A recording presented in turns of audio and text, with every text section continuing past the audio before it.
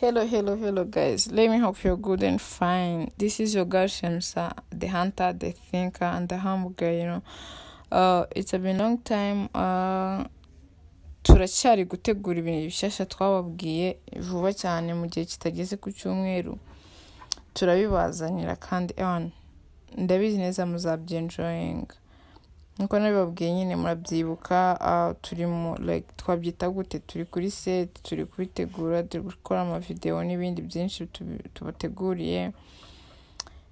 Kandi nyine turashimira abantu bose badahwema kudukurikira umunsi ku munsi. Umuntu utarakora subscribe, please kora subscribe kugira ngo ibiganiro byacu bitazajya bigucika kuko wabombye cyane.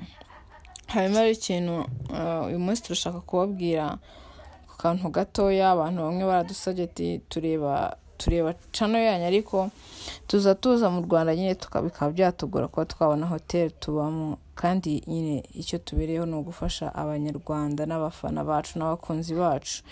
Niyo mpamvu rero uyu munsi twahisemo kubabwira amazina y'amahoteli, at least amahoteli meza 10 ari muri Kigali mu Rwanda.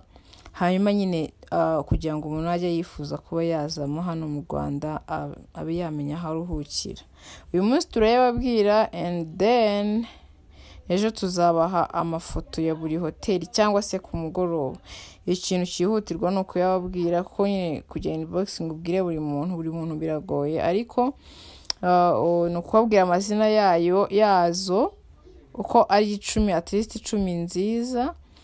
Hanyuma kuntuze kuri video iri bukurikira ingi turabazanira amafoto n'ama location yazo.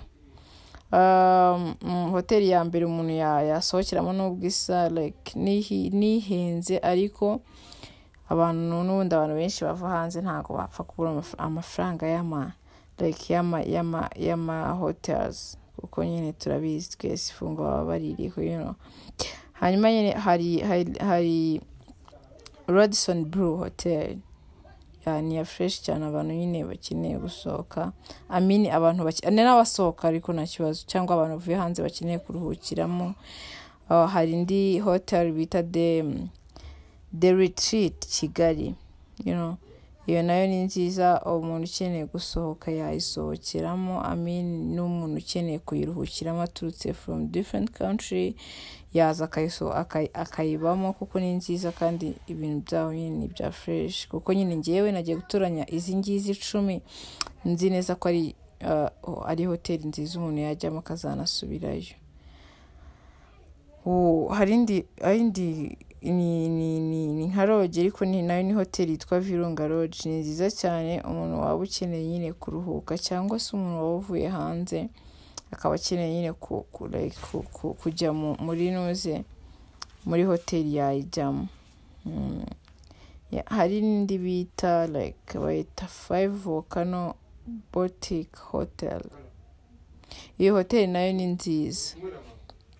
Ni nziza nyine umuntu wese ukeneye kuba yaruhuka, cyangwa se umuntu uvuye hanze ushaka kugushyikiramo yayishyikiramo, kubera ko ni nziza nayo.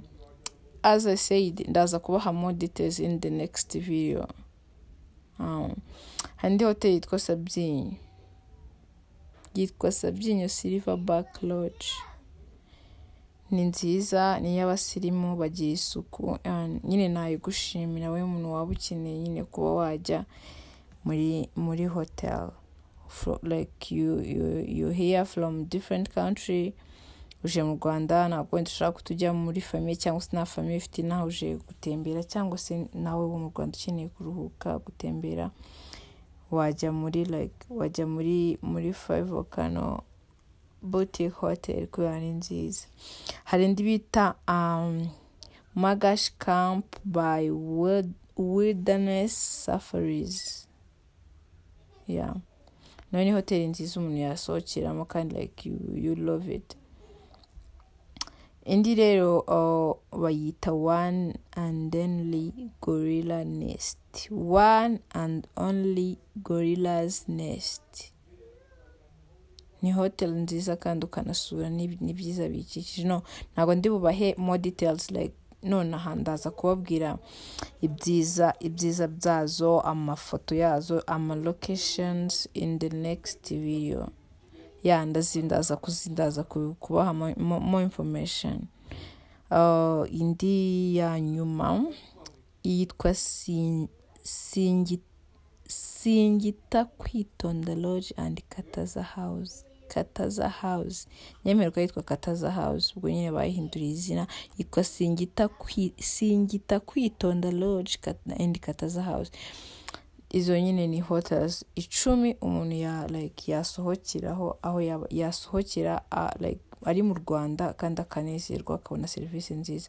As I said, I'll give you more details muri next video. Stay tuned. Ndaza kubaha amafoto yazo, ibiciro and nama location muri next video. Stay tuned on Death TV. Ndabakunda cyane. Let's meet next time. Bye bye.